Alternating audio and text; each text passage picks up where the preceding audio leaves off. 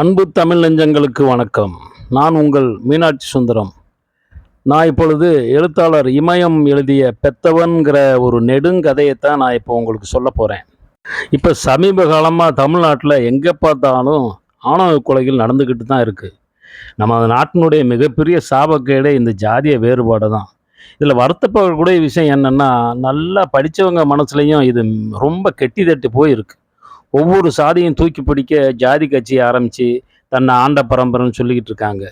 இப்போ ஆண்ட பரம்பரைன்னு சொல்லிக்கிட்டு இருக்கவங்கெல்லாம் 400 வருஷம் பிரிட்டிஷ்காரன் நம்ம நாட்டை ஆண்டுட்டு இருக்கும்போதெல்லாம் எங்கே போனாங்கன்னே தெரியல. இந்த ஜாதி கர்மாந்தரத்தை எப்படியாச்சும் ஒழிச்சுடணும்னு சொல்லித்தான் தந்தை பெரியார் சாகிற வரைக்கும் பாடுபட்டார். மனிதனுக்கு மனிதன் சமம், அதுக்கு குறுக்க தடையாக எது இருக்கோ அதெல்லாம் நமக்கு வேணாம்னு சொன்னார். குறுக்க மதம் தடையாக இருக்கா, அப்போ அந்த மதம் நமக்கு தேவையில்லை. சரி, கடவுள் நம்பிக்கை நமக்கு தடையா இருக்கா, நம்ம பிரிக்குதா, அப்போ அந்த கடவுளே நமக்கு தேவையில்லை.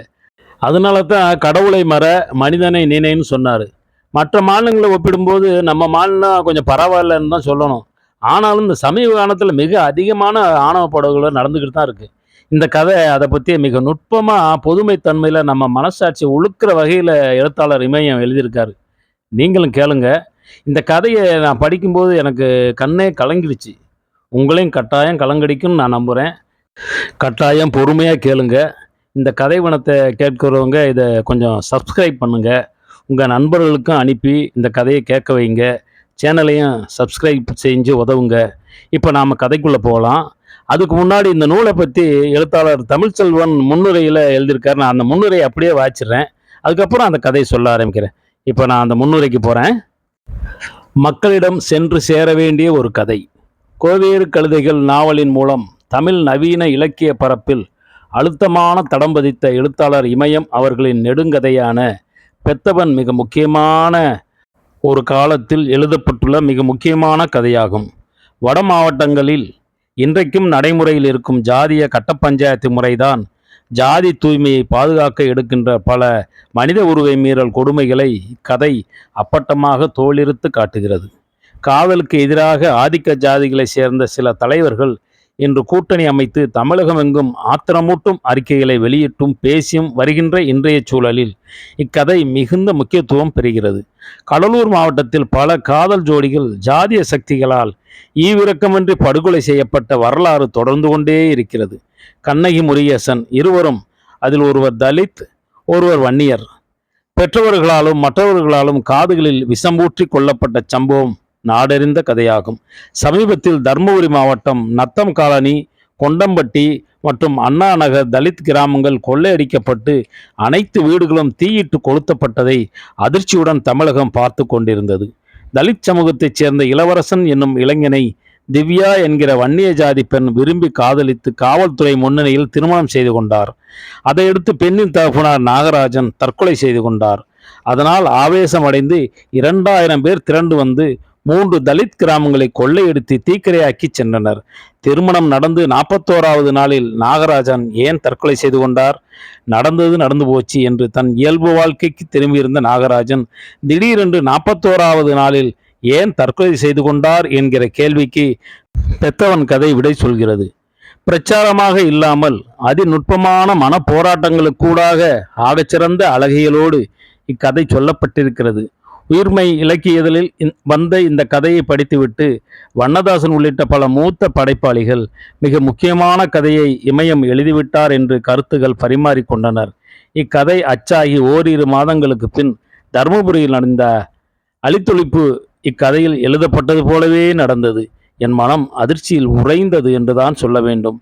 ஒரு கலைஞன் தன் அகக்கண் கொண்டு நடப்பதையும் நடக்கப் போவதையும் கூட துல்லியமாக தன் படைப்பில் கொண்டு வர முடியும் என்பதற்கான இரத்த சாட்சியாக பெத்தவன் கதை நம் முன்னே பிரசன்னமாகி கம்பீரமாக நிற்கிறது.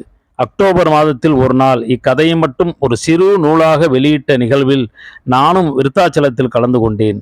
நவம்பர் மாதத்தில் அளிக்கப்பட்ட நத்தம் காலனியில் நான் தோழர்களோடு நின்று கொண்டிருந்தேன். சமூக நிகழ்வுகளை படைப்பாக்கும் வித்தை குறித்தெல்லாம் பல பட்டறைகள் நடத்தி இளம் படைப்பாளிகளுக்கு கற்றுக் கொடுக்க போராடி கொண்டிருக்கிறோம். அதற்கெல்லாம் ஒரு முன்னுதாரணமாக நடப்பும் புனைவும் கலந்த அற்புதமான படைப்பாக பெத்தவன் கதை வந்துள்ளது. ஒரு கலைஞன் தான் வாழும் சமூகத்துக்கும் காலத்துக்கும் ஆற்ற வேண்டிய கடமை குறித்து நாளெல்லாம் நாம் பேசியும் எழுதியும் வருகிறோம். இமயம் பிரச்சனைக்குரிய அதே நிலப்பரப்பில் வாழ்ந்து கொண்டும் துணிச்சலாகவும் துல்லியமாகவும் தன் காலத்தின் வாழ்க்கையை, அதன் குரூரத்தை நம் மனசெல்லாம் கரையும் விதத்தில் இப்படைப்பை வெளியிட்டுள்ளார். கண்களில் நீர் திரையிடாமல் இக்கதையை வாசித்து முடிக்க முடியாது. இக்கதை பரவலாக பட்டி தொட்டியெல்லாம் சென்று சேர வேண்டிய ஒன்று என்பதால் பாரதி புத்தகாலயத்தின் மூலமாக இது வெளியிடப்பட்டால் மட்டுமே இது சாத்தியம் என்கிற நம்பிக்கையோடு அவர் இக்கதையை நமக்கு அளித்தார். அவருக்கு அவருடைய சமூக அக்கறைக்கு வாழ்த்துகள். தமிழகமெங்கும் இக்கதையை இப்போதே கொண்டு செல்வோம். அன்புடன் சா. தமிழ்ச்செல்வன். இப்போ நம்ம கதைக்குள்ள போகலாம். பெத்தவன் நெடுங்கதை. இது என் குடி தெய்வத்து மேலே ஆணை, சொல் மாறாது. நாளைக்கு இந்த நேரத்துக்கு ஊருக்கு செய்தி தெரிஞ்சிடும். இன்னைக்கு வெள்ளிக்கிழமை, கல்யாணமாக நடக்கும் போது நல்ல நாள் பார்க்குற என்று ஒரு பையன் கேட்டான். சரமான கேள்விகள் பழனிக்கு செக்கில் போட்டு ஆட்டுவது மாதிரி இருந்தது. 3 தவணை தப்பி போயிடுச்சு. ஊருக்காரனை ஊமனாண்டி பையன்னு எண்ணக்கூடாது. உன் மக செஞ்சிட்டு இருக்கிற காரியத்துக்கு 3 வருஷமா ஊருக்காரன் பொறுமையா இருக்கிறது நீ நல்ல மனுஷங்கிறதுக்கு தான். முடியாதுன்னு ஒரு வார்த்தை சொல்லு, நாங்க பாத்துக்கிறோம் என்று வடக்கு தெரு செல்வராஜ் கத்தினான். அவனும் நம்மளும் ஒன்னா? நல்லூர்காரனுக்கு இருந்த ரோசம் நம்ம ஊருக்காரனுக்கு இல்லையே என்று முன்பு கேள்வி கேட்ட பையன் மீண்டும் கேட்டான். நல்ல கேளுடா என்று அந்த பையனை தூண்டிவிட்டான் பெருமாள் கோயில் திரு பூராசாமி. நாளைக்கு என் வாக்கு தப்பாது, இதேதான் மாமா முன்னாடின்னு சொன்ன என்று கட்சிக்கார துறை கேட்டான். நாளைக்கு வண்டிக்கார முட்டு பையனே யாருன்னு தெரிஞ்சிடும். அப்படியா? உன்னை நம்புறோம், உன் வாக்குப்படியே வச்சுக்குவோம். காரியத்தை எப்படி முடிக்க போற அதை சொல்லு என்று துரை கேட்டான். ஊர் சொல்றபடி பூச்சி மருந்த வாயில ஊற்றி ஒரு அறையில போட்டு பூடி பண்ணோம். எம்மாங்கத்துனாலும் கதவை திறக்கப்படாது, ஒரு வா தண்ணியும் தரக்கூடாது, செத்த நேரத்துக்கெல்லாம் கதை முடிஞ்சிடும் என்று இடுப்பில் குழந்தையை வைத்திருந்த பெண் சொன்னாள். பாலிடாயில் கொடுத்துட்றேன், அதுதான் ரொம்ப நேரம் ஆகாது. இது ஒன்றும் கல்யாண காரியம் இல்லை, கும்ப கூடிக்கிட்டு ஆடி பாடுறதுக்கு. அதனால நீயே முடிச்சிருமாமா, வெளியே யாருக்கும் தெரிய வேணாம். கேஸு கீசு ஒன்றும் வராது, மீறி வந்தால் நான் பார்த்துக்கிறேன். நம்மளா போய் சொன்னா தானே. ஊரே ஒன்றா கூடி இருக்கும்போது துப்பு எப்படி வெளியே போவோம்? காரியம் முடிஞ்ச உடனே பிரேதத்தை எடுத்து போடணும், வச்சுக்கிட்டு விளையாட்டு காட்டக்கூடாது. எரிச்சு சாம்பலாக்கி போடணும். நல்லூரில் நடந்த மாதிரி இங்கேயும் நடக்கக்கூடாது என்று பொறுப்பாக துரை சொன்னான். அத்தையும் கூப்பிடு, ஒரு வார்த்தை கேட்டு போடலாம் என்று துரை சொன்னதும் 3-4 பையன்கள் வீட்டுக்குள் இருந்த சாமி அம்மாவை அழைத்து கொண்டு வந்தார்கள். மாமன் சொன்னது காலில் வந்துச்சாத்த? கேட்டுச்சு. உன் முடிவு என்ன? மாமன் சொன்னது தான், பால் டயல் வாங்கி வந்துடுங்க. ஒரு கண்ணு அறியாமல் சாம்பலாக்கி போடுறேன். பேச்சு மாற மாட்டேயே. நான் ஒருத்தனுக்கு முந்தாணி போட்டவளா பல பேருக்கு போட்டவளான்னு நாளைக்கு இந்நேரத்துக்கு ஊருக்கு தெரிஞ்சிடும். கூறு கட்டி போடுறேன். சரி போ, எங்களுக்காக வச்சுக்கிறோம். 1000 தலைக்கட்டுக்காரனும் வேட்டி கட்டிட்டு போகணும்ல, அதுக்காகத்தான் என்று துரை சொன்னதும் சாமி அம்மா வீட்டுக்குள் போய்விட்டாள். உக்காரு மாமா, மற்ற விவரத்தை பேசி போடலாம் என்று துரை சொன்னான். நிற்கிற வேலை தப்பு ஒன்றும் இல்லை, நீங்கள் பேசி முடிங்க. பிணத்தை எப்படி எரிப்பது என்று கூட்டம் பேச ஆரம்பித்தது. ஊருக்குள் இருள் கவிய ஆரம்பித்த போது தொடங்கிய பஞ்சாயத்து நீண்டு கொண்டிருந்தது. ஊருக்கார் பயலுவ எல்லாம் ஒன்றை கூடிக்கிட்டு நம்ம வீட்டு பிள்ளைய வெட்டணும் குத்தணும் கொல்லணும்னு சொல்றீங்களே, சாமிக்கு இது அடுக்குமாடா? அதுக்கு அந்த பயலை கூட்டிட்டு 2 தட்டி விட்டா சரியா போகுது. இல்லைன்னா அவனோட தாய் தகப்பனை கூப்பிட்டு 4 சாத்து சாத்துங்க, ஊரை விட்டு துரத்தி போடுவோன்னு வாய மிரட்டுங்க. அதுக்கும் கட்டுப்படலையா? 3 பேர்த்தையும் பிடிச்சி கரண்ட் கம்பத்தில் கட்டி வச்சு தோலை உரிங்க. நீர்முண்டமா தெருவில் 4 சுத்தி வர சொல்லுங்க. அதை விட்டுட்டு என்னடா மசுறு பஞ்சாயத்து பண்றீங்க? நம்மால நிக்க வச்சு கேள்வி கேட்குறீங்க. கிழக்கு தெரு மண்டையன் கிழவன் கேட்டதும் தான் மொத்த கூட்டமும் கிழவனிடம் சண்டைக்கு பாய்ந்தது. உனக்கு கண்ணும் தெரியாது மண்ணும் தெரியாது. கால் ஒடிஞ்சு மாவு வீட்டுக்கு போய் 2 வருஷம் கழிச்சு இன்னைக்கு தான் வந்திருக்க. 3 வருஷமா நடக்கிற கதையெல்லாம் உனக்கு எங்க தெரிய போகுது? அந்த பையில 4 வாட்டி விருதாவலம் பஸ் ஸ்டாண்ட்லேயே அடிச்சாச்சு. தானா பத்திக்கிட்ட மாதிரி அவன் வீட்டை 2 வாட்டி கொளுத்தியாச்சு. ராவோட ராவா அவன் வீட்டில் கட்டி இருக்கிற ஆடு மாடுகளை அவுத்து விட்டாச்சு. ஒரு வாட்டி 2 ஆட்டை அறுத்தும் தின்னாச்சு. காட்டில் நின்ன கருப்பங்கையிலையும் நெருப்பு வச்சு பார்த்தாச்சு. ஜாதி பஞ்சாயத்து வச்சாச்சு. 5 வாட்டி அவதாரம் போட்டாச்சு. கட்டி வச்சு அவனோட அப்பா அம்மாவை அடித்து துவைச்சி பார்த்தாச்சு. எம்மா அடிக்கிறது ஒன்றுத்துக்கும் கட்டடையில. அதனால ஊரில் 1 வருஷமா புகைச்சலாக இருக்குது. பெரிய ஜாதி சண்டையில் தான் போய் முடியும் போல இருக்கு. எங்களுக்கு ஒன்றும் இல்லை, அவனாச்சு நீங்களாச்சுன்னு ஜாதி பஞ்சாயத்தில் சொல்லிவிட்டானுவ. அவன் சும்மா இருந்தாலும் இவ இருக்கணும்ல. இருட்டு வீட்டுக்கு போனாலும் திருட்டு கை சும்மா இருக்குதுங்க மாதிரி இவதான் மதம் கொண்டு போறா. ஒன்று ரெண்டு குட்டியை போடுற மட்டும் பசுமாடு காடுகரை மேயத்தான் போகும். வாயாலையும் சொல்லி பார்த்தாச்சு, கையாலையும் சொல்லி பார்த்தாச்சு, ஊரே கூடி அடிச்சு பார்த்தாச்சு, 2 வாட்டி பொணமா புரட்டி எடுத்தாச்சு, மயில அறுத்தும் பார்த்தாச்சு. அப்பையும் அவன் நோனி திமிரு அடங்கல. அம்மா வெக்கம் கட்ட மாடா இருக்குது, செத்தும் தொலைய மாட்டேங்கிறா. ஜாதி மானத்தை வாங்கி போட்டு தான் சாவேன்னு குந்தி இருக்கிறா. இவளெல்லாம் உசுரோடு இல்லைன்னு யார் ஐவுரா என்று மண்டையன் கிழவுடன் சலிப்புடன் சொன்னான் செல்வராஜ். அம்மா மதமா அப்படின்னா அந்த பயலையும் கொண்டாந்து கட்டி வச்சு கொள்ள வேண்டியதுதானே. அவன் போலீஸா இருக்கான், அதான் சிக்கல். அதனாலதான் கதை 3 வருஷமா ஈத்துட்டு கிடக்கு. பெரிய போலீஸா?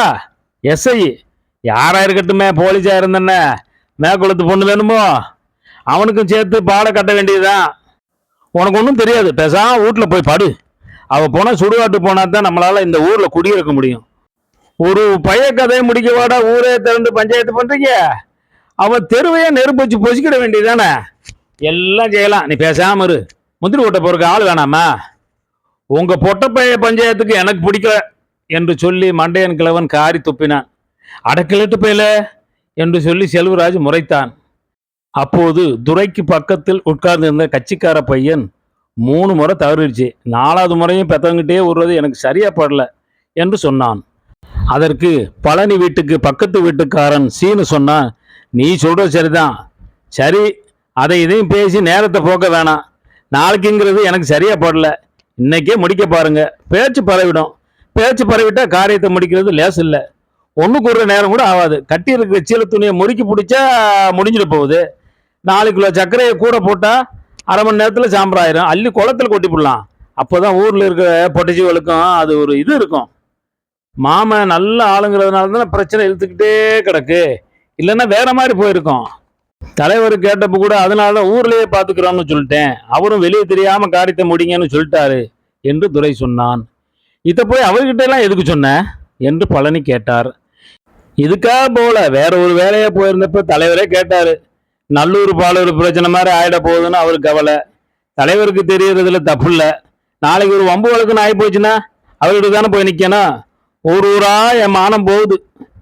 எங்களாலேயா போகுது? ஒன்னால தான் ஊர் மானம் போகுது. விஷயம் தெரிஞ்சப்பவே அவளை கொண்டு இருந்தா நீ ஆம்பளை. அதுவும் முடியலையா? 3-4 வாட்டி ஓடி போனால. அப்போ மான ரோசம்லாம் எங்கே போச்சு? அதை விடு. ஊர் பஞ்சாயத்துல 3 வாட்டி அவன் பொண்டாட்டி தவணை வாங்கினாலே அன்னைக்காச்சும் அவ கதையை முடிச்சிருக்கணும். எல்லாத்தையும் விட்டுட்டு வந்து இப்ப இந்த பேச்சு பேசுற என்று சலித்து கொண்ட கட்சிக்கார பையன், நீ எல்லாம் ஒரு அப்பனா? நீ எல்லாம் இந்த ஜாதியில பிறந்ததால தான் இந்த ஜாதியை ஒரு பயிலும் மதிக்க மாட்டேங்கிறான். நாளைக்கு உன் மக பணம் சுடுகாட்டுக்கு வேவணும். இல்லைன்னா உன் பணம் தான் வேவும். ஞாபகத்தில் வச்சுக்க. ஊருக்காரனை உன் மக பொட்டை பயில் ஒன்று நினச்சிக்கிட்டாளா? இந்த மாதிரி 1-2 தேவலி அவ்வளோ இருக்கிறனால தான் நம்ம ஜாதிக்கு மரியாதையே இல்லாமல் போகுது. உன் மகளுக்கு நம்ம பயில் ஒருத்தனையுமே கண்ணில் படலையா என்று சொல்லி கட்சிக்கார பையன் ஆத்திரப்பட்டான்.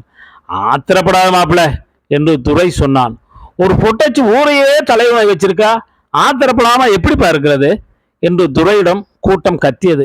இந்த தடவை மாறாது, இல்லைன்னா செருப்பை கழட்டிக்குங்க. பழனியின் பேச்சுக்கு பிறகு கூட்டத்தில் சலசலப்பு குறைந்தது. நீ நாளைக்கு காரியத்தை முடிக்கிற அதிகாரத்தோடு செல்வராஜ் சொன்னான். சரி, பால்டால் மருந்தை யார் வாங்குறது என்று பூராச்சாமி கேட்டான்.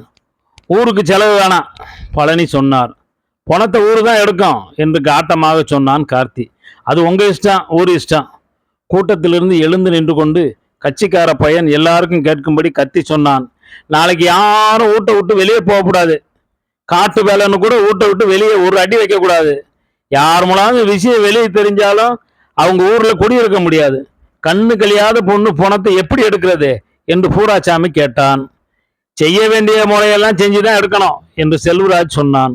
அப்போது கூட்டத்தில் நின்று கொண்டிருந்த கிழவி, நாடோடிக்கு முறைமை வேறையா? கழுத்தை நெரிச்சு கொண்டு விட்டுட்டு பொட்டாச்சி பஞ்சாயத்து நடக்குது. இதே நான் பிறந்த குறவங்குப்பமா இருந்தா செய்தி தெரிஞ்ச ராத்திரிக்கே அவ கதையை முடிச்சிருப்பாங்க என்று சொன்னாள். நல்லொரு விஷயங்கிறாங்களே, என்னடா அது என்று பக்கத்தில் இருக்கிற செல்வராஜுடன் மண்டையன் கிழவர் கேட்டார். 2-3 வருஷத்துக்கு முன்னாடியே விருத்தாச்சலத்தை ஒட்டி நல்லூர் இருக்குல்ல, அங்க ஒரு சம்பவம் நடந்து போச்சு. வெட்டுக்குத்தா? இல்ல இல்ல, நம்ம பழனி மாவு மாதிரியே நல்லூர்ல நம்ம இனத்து பொண்ணு சிதம்பரத்துல படிக்க போச்சு. அந்த ஊரு கீஜாதி பயலும் அங்க படிச்சிருக்கான். அந்த பொண்ணுக்கும் அந்த பயலுக்கும் எப்படியோ சேர்மானமா ஆகி போச்சு. கீதா ரவின்னு பேரு. பெத்தவங்க மற்றவங்கன்னு எம்மானோ சொல்லி பார்த்துருக்காங்க. அந்த நாய் ரெண்டும் கேட்கல. ஊர் பஞ்சாயத்து ஜாதி பஞ்சாயத்துலையும் கட்டுப்பயல. 2 தெருவுக்கும் கைகலப்பு வெட்டு குத்து நடந்திருக்கு. அவங்க 2 பேரால தான் ஊர்ல சண்டையும் சச்சரவுமா இருந்திருக்கு. ஊர் நல்லபடியா இருக்கணும்னா அவங்க 2 பேர்த்து கதையும் முடிக்கணும்னு ஊர்ல முடிவாச்சு. அதுக்கு 2 பெத்தவங்களும் சம்மதம் சொன்னாங்க. அந்த பயலும் அந்த குட்டையும் அதுக்கு ஒத்துக்கிட்டாங்க. 1000 2000 பேர் கூட்டமா கூடி 2 பேர் காதலையும் மருந்து ஊற்றி பட்ட புயல்ல கொண்டு விட்டாங்க. பணத்தை அவங்கவுங்க தெருவுக்கு எடுத்துக்கிட்டு போய் அவங்கவுங்க சுடுகாட்டில் போயிச்சிட்டாங்க. அடிச்சக்க 3 நாள் கழிச்சு விஷயம் வெளியே தெரிஞ்சு போச்சு. போலீஸ் வந்து ஊரை சுற்றி வளைச்சிக்கிருச்சு. இங்கே 100 பேர் அங்கே 100 பேருன்னு ஆளுகளை பிடிச்சிக்கிட்டு போயிட்டாங்க. அன்னைக்கு நம்ம இனத்து வக்கீலுவா வந்து இறங்கினாலும் பாரு, அடே அப்பா 500 பேர் மேலே இருக்கும். விதாலமே ஆடி அசந்து போச்சு. பணத்தை தோண்டி எடுத்தாலும் ஊரே ஒன்றா நின்னதால சாட்சி இல்லைன்னு வழக்கு தள்ளுபடி ஆகி போச்சு. அதான் கதையா? அது சரி, பழனி மாவா எங்கே போய் மாட்டிக்கிட்டா? விதாலம் காலேஜில் படிக்கும்போது தான் இதைத்தான் ஊருக்கு ஊர் பள்ளிக்கூடத்தில் சொல்லி கொடுக்குறானுங்களோ. ஆமாம் ஆமாம், கூறு கட்ட கூதிவ சாம்பளக்க வேண்டியதானே, எதுக்கு போச்சானுவ? அதனால தான் முன்னெச்சரிக்கையாக பழனி மாவில் எரிச்சு போடலான்னு சொல்லிட்டு இருக்கு. நம்ம பயிரோட அவ்வளவுக்கு பிடிக்கையாக்கும். அவ்வளவு சாமான்ல மத்து களியால குத்தணும். அப்பதான் அவ்வளவு மதம் அடங்கும். பள்ளிக்கூடத்துல நிழல் வாட்டத்துல குந்த வைக்கிறதால தானே ஊர் மேய போறாளுவ. முந்திரி காட்டுல போட்டு அடிச்சா தானா மதம் அடங்கி போகுது. இந்த குட்டியை எம்மானாலும் அடிச்சு பார்த்தாச்சு, வசத்துக்கு வரல. அப்படிப்பட்டல எதுக்கு இம்மானால உசுரோட வச்சிருக்கீங்க பணமாக்காம? புத்தி கட்டு போய்த்தேன். அந்த குட்டி பேர் என்ன? பாக்கியம். நல்ல பேர் தான். அவன் மூஞ்சில மூத்திரத்தை ஊத்தி எடுக்க. நாளைக்கு இந்நேரத்துக்கு போனா எரியணும் என்று சொல்லிவிட்டு துரை எழுந்தான். பாதி கூட்டம் எழுந்தது. கூட்டம் எழுந்தாலும் களையவில்லை. பழனியை சூழ்ந்து கொண்டு நின்றது. பேச்சு மாறாதில்ல என்று கேட்டது. மாறாது, இது சத்தியம். எல்லோருக்கும் மாறாது மாறாது என்று சொல்லிக்கொண்டே இருந்தார். அப்போது 3 பெண்கள் பழனியிடம் வந்து, ஒரு பொட்டச்சிரிக்கையால் ஊர் மனம் போகணுமா? ஊர் மனத்தை காப்பாத்து, அப்புறம் இஷ்டம் என்று சொன்னதும் பழனிக்கு எங்கிருந்தான் அவ்வளவு கோபம் வந்ததோ சட்டென்று இடுப்பு வேட்டியை அவிழ்த்து போட்டு தாண்டி சத்தியம் செய்தார். நாளைக்கு இந்நேரத்துக்கு அவள் போன வேகும், இல்லைன்னா ஏன் போன வேகும். பழனி சத்தியம் செய்த பிறகுதான் கூட்டம் களைய ஆரம்பித்தது. ஆனாலும் ஒருவர் தவறாமல் எச்சரிக்கை செய்துவிட்டு போனார்கள். கடைசியாக கட்சிக்கார பையன் வந்து, நாங்கள் எங்களுக்காக சொல்லலை, நம்ம சாய் சேதம் மானம் போகக்கூடாது, எல்லாத்துக்கும் மேலே கட்சியோட மானம் போயிடக்கூடாதுன்னு தான் சொல்கிறோம். இது மற்ற ஊர் பொட்டச்சிகளுக்கும் தெரியணும். அப்பதான் ஒழுங்கு மறுவாதியா இருப்பாளுவ. உன்னால 2வது மாவ இருக்காளே நொண்டி குட்டி, அவளையாச்சும் பத்திரமா வச்சுக்க. அவளும் நொண்டியா இல்லைன்னா அக்காளுக்கு மேலதான் போயிருப்பா என்று சொன்னான். சரிதான், பழனி சொன்னார். கட்சிக்கார பையனுக்கு பக்கத்தில் நின்று கொண்டிருந்த பையன், புடத்தை எரிக்கிறதுக்கு உண்டான எல்லா காரியத்தையும் நாங்கள் பார்த்துக்கிறோம். சர்க்கரை, சீமெண்ணெய், தேங்காய், கட்டச்சருவு எல்லாத்தையும் ராத்திரிக்கே ரெடி பண்ணி வச்சிடுறோம் என்று சொன்னான். போய் தயார்படுத்துங்க, பேச்சு மாறக்கூடாது, நம்ம ஊர் சாமி மேலே சத்தியம். எல்லாரும் போய்விட்டார்கள். பழனி தனியாக நின்று கொண்டிருந்தார். அவமானப்பட்டாலும் கூட்டத்திற்கு முன் நின்று கொண்டிருந்த போது இருந்த தைரியத்தில் ஒரு துளி கூட இப்போது அவரிடம் இல்லை. கால்கள் நடுங்க ஆரம்பித்தன. நடுக்கத்தை மறைக்க கால்களுக்கு இடையில் நின்று கொண்டிருந்த நாயை பிடித்தார். அப்படியே கட்டிலில் உட்கார்ந்தார். வீட்டு பக்கம் பார்த்து கத்தினார், நீங்களா செத்து போங்கடே. வாசலில் உட்கார்ந்திருந்த பழனியின் அம்மா துளசி, பலிகார ஊடாப்பா, எரிஞ்சு சாம்பலாக மாட்டேங்குது, பொட்டச்சிவளா சேர்ந்து என் பிள்ளைய தலைகுனிய வச்சுட்டாளுவ என்று சொன்னாள். மெல்ல எழுந்து வந்து, ஒரு விஷயம் சொல்லணும் சாமி என்று சொல்லிக்கொண்டே பழனியின் காலில் விழுந்தாள். காலை விடு, போ, போய் தொலை போ. ஒரு விஷயம் சொல்லணும் சாமி. சனிய சனிய காலை விடு, நீ எதுக்கு என்ன சாவடிக்கிற? எட்டப்போ, என் பேச்ச கேளு சாமி, சொல்லி தலை, முதல்ல காலை விடு. சேத்த வா சாமி என்று சொன்னால் பழனி கால்களை இழுத்து கொள்ள முயன்றார். முடியவில்லை. துளசியை நெட்டி தள்ளினார். கெட்ட வார்த்தையில் திட்டினார். ஆனாலும் அவளுடைய பிடியிலிருந்து கால்களை உருவி கொள்ள முடியவில்லை. சொல்லி தொலையன், ஒரு தப்படி வாசாமி என்று சொல்லிவிட்டு வீட்டிற்குள் போனால் சாமி கும்பிடுற இடத்தில் எதையோ தேடினாள். வெளியே வந்து வலுக்கட்டாயமாக பழனியை இழுத்து கொண்டு மாட்டு கொட்டைக்கு வந்தாள். மடியில் இருந்த கற்பூரத்தை எடுத்து ஏற்றினாள் துளசி. சத்தியம் பண்ணு, என்ன செய்யற நீயே? பொட்டச்சிகளா சேர்ந்துக்கிட்டு எதுக்கு என்ன கொலை வாங்குறீங்க? உன் கையால விஷத்தை கொடுத்துடு, உனக்கு பிள்ளையா பொருந்து நான் பட்டது போதும். பழனியின் கையை பிடித்து கற்பூரத்தை அணைத்தாள் துளசி. இது சத்தியம்.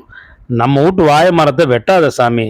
ஒன்று 100 ஆகும், 100 1000 ஆகும். என் பேச்சை கேளு, நீ மகராசனா இருப்ப. பித்தா பிடிச்சு போச்சு உனக்கு. நடந்த கூத்தெல்லாம் பார்க்கல. அவ செத்தாதான் நான் உசுரோட இருக்க முடியும். 20 வருஷம் தவமிருந்து பெத்திய உன் கையால கொள்றதுக்கா? 7 தலைமுறைக்கு கேட்கும்டா சாமி. வேணும்னா நான் சாவுறேன். நம்ம வீட்டில் ஒரு பொட்டச்சி சாவணும். நான் சாவுறேன். கேள்வி எதுக்கு இருக்கணும்? சரி செத்துப்போ. நான் சாவுறேன். நம்ம குடி சாமி மேலே சத்தியம் பண்ணியிருக்கிற. சாமி குத்தம் வந்தால் உன் குடும்பமே அழிஞ்சு போயிடும். அவள் எப்போ பிறந்தாலும் அன்னைக்கே அழிஞ்சு போச்சு. இனிமே தான் அழிய போகுதா? உன் முடிவு என்ன? விடியறதுக்குள்ளார அவள் போனால் வீட்டை விட்டு போகணும். அப்படியா? நான் உங்கள் அப்பனுக்கே முந்தாணி போட்டிருந்தா, நீ உங்கள் அப்பா ஒருத்தனுக்கே பிறந்திருந்தா அவள் மேலே உன் கை படக்கூடாது. இது உங்கள் அப்பா மேலே சத்தியம் என்று சொன்ன துளசி அப்படியே பழனியின் கால்களை பிடித்து கொண்டு கத்தினாள். என்ன பணமாக்கி போடு, அவளை ஊரை விட்டே துரத்தி போடு. எங்கேயோ கண்மரவா சாவரா. பொட்டச்சியை கொன்னப்பா உனக்கு வேணாம் ஜாமி. அவள் சாவறதுக்கான அளவுல நான் பெத்த பிள்ளை 7 ஊர் பாவம் பிடிச்சிக்குமே. அடுத்த ஜென்மத்தில் ஆடாம ஆடா பிறந்து இந்த பாவத்தை என் புள்ள தித்தனுமே. கடவுளே, காலை விடு. சத்தியம் மாறாத. துளசியோடு சேர்ந்து கொண்டு பழனியும் அழ ஆரம்பித்தார். அப்போது அவருடைய கால்களை சுற்றி வந்தது நாய். மாடுகள் கத்திய சத்தம் கேட்டதும், தண்ணி காட்டிங்களா, கூடம் போட்டீங்களா என்று கேட்டார். துளசி இல்லை என்று சொன்னாள். அது என்ன பண்ணுச்சு? அது உழப்புல நம்ம திங்கிறோம். அது பிடிச்சாந்த நாளையிலிருந்து இன்னொருத்தன் வீட்டுக்கு கட்டுத்தறிக்கு போனதில்லை. மனுஷங்க மாதிரியா? நில்லுனா நிற்கும், போனா போகும். பசிக்குதுன்னு சொல்றதுக்கு அதுக்கு வாய் இருக்கா? நாய் பழனிக்கு பின்னால் ஓடியது. மாடுகளை அவிழ்த்து தண்ணீர் காட்டினார். கூலம் அள்ளி போட்டார். அவர் போகும் இடமெல்லாம் நாயும் ஓடிற்று. அப்போது அவருடைய முகத்தை செவளைக்காலை நக்கியது. குறுகுறுப்பாக இருந்தது. ஆனாலும் முகத்தை வாகாக மாட்டு காட்டினார். மாடு நக்க நக்க அவருடைய உடம்பில் இருந்த நடுக்கம் படிப்படியாக குறைய ஆரம்பித்தது. மாட்டின் முகத்தோடு தன் முகத்தை வைத்து அழுத்தினார். நாய் பழனியின் கால்களை முகர்ந்து பார்த்து கொண்டிருந்தது. வெகுநேரம் கழித்துத்தான் மாட்டுக் கொட்டையிலிருந்து வெளியே வந்தார். குளித்து விட்டு வந்த மாதிரி இருந்தது. வாக்கு தவறாசாமே என்று சொன்னாள் துளசி. சாமி அம்மா வெளியே வந்தாள். அவளை பார்த்த மறுகணமே பழனிக்கு அழுகை பொங்கி கொண்டு வந்தது. முகத்தை திருப்பி கொண்டார். கட்டிலில் உட்கார்ந்திருந்த பழனியை சுற்றி சுற்றி வந்து கொண்டிருந்தது நாய். காரணமின்றி ஓடிப்போய் தெருவுக்கு முன் கத்திவிட்டு வந்து பழனியின் கால்களை நக்கியது. எழுந்து தெருவரை போனார். திரும்பி கட்டிலுக்கு பக்கத்தில் வந்து நின்றார். என்ன தோன்றியதோ எழுந்து வீட்டுக்குள் போனார். அவருக்கு பின்னால் சாமி அம்மா போனாள். நாய் அருகாலை ஒட்டி படுத்து கொண்டது. நாய்க்கு பக்கத்தில் துளசி உட்கார்ந்திருந்தாள். விளக்க போடு. பழனி சொன்னது சாமி அம்மா காதில் விழுந்த மாதிரி தெரியவில்லை. பழனி தானே விளக்கை போட்டார். குளிரில் நடுங்கி கொண்டிருக்கும் கோழி குஞ்சு மாதிரி ஒடுங்கி போய் உட்கார்ந்திருந்தாள் செல்வராணி. பழனியை பார்த்ததுமே அவளுடைய கண்கள் கண்ணீரை கொட்டின. அவள் உட்கார்ந்திருந்த விதத்தை பார்க்க பிடிக்காமல் முகத்தை திருப்பினார். பிடுங்கி போட்ட பரங்கி செடி மாதிரி சோறு ஆக்குகிற இடத்தில் வதங்கி போய் கிடந்தாள். பாக்கியம் அப்படியே சுவரோடு சாய்ந்து தரையில் உட்கார்ந்தார். நூல் மாதிரி தோண்டு போய் கிடந்த 2 கால்களையும் இழுத்து கொண்டு பழனியிடம் வந்தாள் செல்வராணி. நீ எதுக்குமா அழுவுற? உன்னோட கண்ணு தண்ணி என்ன சும்மா விடுமா என்று கேட்டதோடு அவளை தன் நெஞ்சோடு சேர்த்து அணைத்து கொண்டார். பேச்சு குரல் கேட்டு தலையை தூக்கி பார்த்த பாக்கியம் பழனியை பார்த்ததும் எழுந்து உட்கார்ந்தாள். அவளுடைய முகம் தீயில் வாட்டிய சோளக்கதிர் போன்று இருந்தது. சோறு போடு என்று பழனி சொன்னார். சாமி அம்மாவுடன் எந்த அசைவும் இல்லை. சோறு போடு என்று மீண்டும் சொன்னார். அவர் கேட்டது சாமி அம்மா காதில் விழுந்த மாதிரி தெரியவில்லை. மரத்து போய் உட்கார்ந்திருந்தாள். செல்வராணி ஊர்ந்து அடுப்பிடம் போனாள். நீ இருமா என்று சொல்லிவிட்டு அடுப்பிடம் போய் ஒரு தட்டில் சோறு போட்டு குழம்பு ஊற்றி எடுத்து கொண்டு வந்து பாக்கியத்தின் முன் வைத்தார். ஒரு சொம்பில் தண்ணீர் கொண்டு வந்து வைத்துவிட்டு சாப்பிடு என்று சொன்னதுதான். பழனியை வினோதமாக பார்த்தாள் பாக்கியம். என்ன தோன்றியதோ திரும்பி உட்கார்ந்து முகத்திலேயே அடித்து கொண்டாள். சுவரில் தலையை மோதிக்கொண்டாள். அவளை யாருமே தடுக்கவில்லை. அவள் பக்கம் திரும்பி கூட பார்க்கவில்லை சாமி அம்மா. சாப்பிடு என்று பழனி சொன்ன வார்த்தை பாக்கியத்தை பைத்தியமாக்கி விட்டது. அந்த வார்த்தை பாதாள கரண்டி மாதிரி அவளுடைய நெஞ்சை அலசி எடுக்க ஆரம்பித்தது. 3 வருஷம் கழித்து இப்போதுதான் அவளை நேருக்கு நேர் பார்த்திருக்கிறார். அதுவும் பக்கத்தில் நின்று. பிஎஸ்சி கடைசி வருடம் படிக்கும்போதுதான் பாக்கியத்தையும் பெரியசாமியும் சினிமா தியேட்டரில் பார்த்துவிட்டு வந்து உள்ளூர் பையன் பழனியிடம் சொன்னான். பையன் சொன்னது நிஜமா என்று கேட்டார். பாக்கியம் மழுப்பினாள். மழுப்பல் பேச்சே விஷயம் உண்மை என்று சொல்லிவிட்டது. அன்று பேசியதான். அழுது புரண்டு சாப்பிடாமல் இருந்ததால் பரீட்சை எழுத மட்டும் அனுப்பினார். பரீட்சை எழுத போன 8 நாளில் குறைந்தது 100 பேராவது வந்து, நம்ம ஊர் வௌத்தாம் அவன் கூட உன் மவளை பார்த்தேன் என்று சொல்லியிருப்பார்கள். உடனே மாப்பிள்ளை பார்த்தார். 6 மாப்பிள்ளைகளில் கச்சனத்தம் பையனுக்கு என்று முடிவாகி நிச்சயார்த்தம் செய்ய முடிவாயிற்று. நிச்சயதார்த்தத்திற்கு முதல் நாள் இரவு மூட்டைப்பூச்சி மருந்தை குடித்து விட்டாள். பிழைக்க வைப்பதற்கு 10,000க்கு மேல் செலவாயிற்று. 6 மாதம் கழித்து ஆளடியில் ஒரு பையனை பிடித்து காதுமாக காரியத்தை முடிக்க பார்த்தார். விஷயம் தெரிந்து தூக்கில் தொங்கிவிட்டாள். அதோடு மாப்பிள்ளை பார்ப்பது என்ற பேச்சையே விட்டுவிட்டார். பெரியசாமி காவல்துறையில் உதவி ஆய்வாளராக தேர்வாகி பயிற்சிக்கு சென்ற 2வது மாதத்தில் வயிற்றை வலிக்கிறது, மருத்துவமனைக்கு போயிட்டு வருகிறேன் என்று போனவள் பெரியசாமியுடன் மெட்ராஸுக்கு போக பஸ் ஏறியதை உள்ளூர் பயன்கள் பார்த்துவிட்டு அடித்து இழுத்து கொண்டு வந்தார்கள். பாக்கியத்தை வீட்டில் கொண்டு வந்து விட்ட வேகத்திலேயே போய் பெரியசாமியினுடைய அப்பாவையும் அம்மாவையும் அடித்து நொறுக்கினார்கள். பெரிய கலவரமாகிவிட்டது. அவளை போய் சாவ சொல்லிடு என்று சாமி அம்மாவிடம் சொன்னார். பாக்கியத்தை பார்க்கவில்லை. 8 மாதத்திற்கு முன்பு ஓடி போகும்போது மங்களம்பேட்டையில் மாட்டிக்கொண்டாள். அப்போது பெரியசாமிக்கு நல்ல அடி. ஆனாலும் தப்பிவிட்டான். காட்டில் முந்திரி கொட்டை பொறுக்கி கொண்டிருந்த பெண்கள் தான் ரகசியத்தை கண்டுபிடித்து சொன்னார்கள். அன்று இரவு விளக்கு மாற்றாலும் செருப்பாலும் சாமி அம்மா அடித்தாள். பாக்கியம் 1 வாரம் படுத்த படுக்கையாக கிடந்தாள். பகலில் காட்டுக்கு போனால் பொழுது இருட்டிய பிறகுதான் வீட்டுக்கு வருவார் பழனி. வீட்டுக்கு வந்தாலும் திண்ணையிலும் மாட்டு கொட்டையிலும் தான் இருப்பார். பெரியசாமியின் வீடு எரிந்து விட்டது. கரும்பு எரிந்து விட்டது. ஆடு மாடுகளை காணவில்லை என்று ஊருக்குள் செய்தி வரும்போது மட்டும் செல்வராணியிடம், நான் உசுரோடு இருக்கணுமா வேணாமான்னு அவகிட்ட கேட்டு சொல்லு என்று சொல்வார். 2 மாதத்துக்கு முன்புதான் பெரியசாமி பயிற்சி முடித்து வேலையில் சேர்ந்தான். அவன் வேலையில் சேர்ந்த 9ஆம் நாள் சடையப்பர் கோயிலுக்கு பக்கத்தில் அவனோடு மோட்டார் பைக்கில் விடியற்காலை 4 மணிக்கு ஏறி போனவளை மணல் ஏற்றி வந்த மாட்டு வண்டிக்காரர்கள் பிடித்து விட்டார்கள். பெரியசாமி ஓடிவிட்டான். அன்று ஊரே அடித்தது. சாணியை கரைத்து வாயில் ஊற்றினார்கள். ஊர் பஞ்சாயத்து தலைவர் மகன் பாலு பாக்கியத்தின் தலைமயிரை ஒரு பிடி அறுத்து விட்டான். செய்தி தெரிந்ததும் பழனி தூக்கில் தொங்கிவிட்டார். துளசிதான் கதறி கதறி ஊரை கூட்டி தூக்கில் இருந்து காப்பாற்றினாள். பழனி தூக்கில் தொங்கிவிட்டது தெரிந்ததும் அன்று இரவு ஊர் பஞ்சாயத்தும் ஜாதி பஞ்சாயத்தும் நடந்தது. பஞ்சாயத்தில் அவ எனக்கு புள்ள இல்லை, கொன்னுடுங்க என்று பழனி சொன்னார். அன்று இரவிலிருந்து காலனிக்கும் குடித்தெருவுக்கும் பகை முற்றி போயிற்று. 2 தரப்பும் அடித்து மோதி கொண்டது. மறுநாள் காலையில் செல்வராணியிடம், அவ எதுக்கு இருக்கிறா, எத்தனை உசுர காவாங்க காத்திருக்கா, ஊர்ல நடக்கிறது தெரியுமா என்று சொன்னதோடு எலி மருந்து வாங்கி வந்து கொடுத்தார். அடுத்த 8ஆம் நாள் பாக்கியம் வீட்டை விட்டு கிளம்பி தெருவை தாண்டும் போதே ஊர்க்காரர்கள் பிடித்து விட்டார்கள். அன்று ஆண் பெண் என்று ஊரே கூடி அடித்தது. இதுக்குத்தான் அலையிற, எத்தனை வேணும் எடுத்துக்க என்று 20-30 பையன்கள் வேட்டியை அவிழ்த்து காட்டினார்கள். அன்று பகலிலேயே பஞ்சாயத்து கூடியது. பஞ்சாயத்தில் பாக்கியத்தை ஊரே கொன்று விடுவதாக தீர்மானமாயிற்று. சாமி அம்மா மறுப்பு சொல்லவில்லை. பழனி தானே காரியத்தை முடிப்பதாக கூறினார். ஊர் நம்பியது. விருத்தாச்சலம் சென்று பால்டாயில் வாங்கி வந்து கொடுத்தார். அதை பாக்கியம் குடிக்கட்டும் என்று செல்வராணியையும் சாமி அம்மாவையும் அழைத்து கொண்டு போய் பெருமாள் கோவிலில் தேங்காய் கற்பூரம் என்று ஏற்றிவிட்டு 2 மணி நேரம் கழித்து வீட்டுக்கு வந்தார். பாக்கியம் சோறு ஆக்கி கொண்டிருந்தாள். பழனி என்று சாப்பிடவில்லை. மறுநாள் பஞ்சாயத்து கூடியது. மருந்து கிடைக்கல, ஒரு கடங்காரன் நம்பி கொடுக்க மாட்டேங்கிறான், இன்னொரு கடை லீவு, நாளைக்கு ராத்திரிக்கு முடிஞ்சிடும் என்று சொன்னார். அவருடைய பேச்சை யாருமே நம்பவில்லை. துரையும் செல்வராஜும் தான் ஒரு நாள் பார்ப்போம் என்று விட்டார்கள். நேற்று முடிந்திருக்க வேண்டியது முடியாததால் இன்று 6 மணிக்கே ஊர் கூடிவிட்டது. இடுப்பு வேட்டியை அவிழ்த்து போட்டு தாண்டி சத்தியம் செய்துவிட்டு வந்து சாப்பிடு என்று எப்படி சொல்கிறார்? எலி மருந்து வாங்கி கொடுத்தார். பால்டாயிலும் வாங்கி கொடுத்தார். தூக்கில் தொங்குவதற்கு சௌகரியமாக மாட்டுக்கயிற்றை கொண்டு வந்து 2 நாள் நடு வீட்டிலேயே வைத்து விட்டு போனார். பகலிலாவது சாகட்டும் என்பதற்காக புது வழக்கமாக செல்வராணியையும் காட்டுக்கு அழைத்து கொண்டு போய் வைத்திருந்தார். அப்படிப்பட்டவர் தானே சோறு போட்டு குழம்பு ஊற்றி தண்ணீரும் கொண்டு வந்து வைத்திருக்கிறார். 4 மணி நேரம் நடந்த பஞ்சாயத்தில் பழனி மட்டும்தான் நின்று கொண்டிருந்தார். யார் யார் என்ன பேசினார் என்பதெல்லாம் கேட்டுக்கொண்டுதான் பாக்கியம் படுத்திருந்தாள்.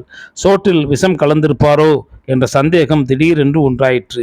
அந்த சந்தேகம் சாமி அம்மாவுக்கும் செல்வராணிக்கும் இருந்தது. அச்சத்தில் செல்வராணி மட்டும்தான் அழுதாள்.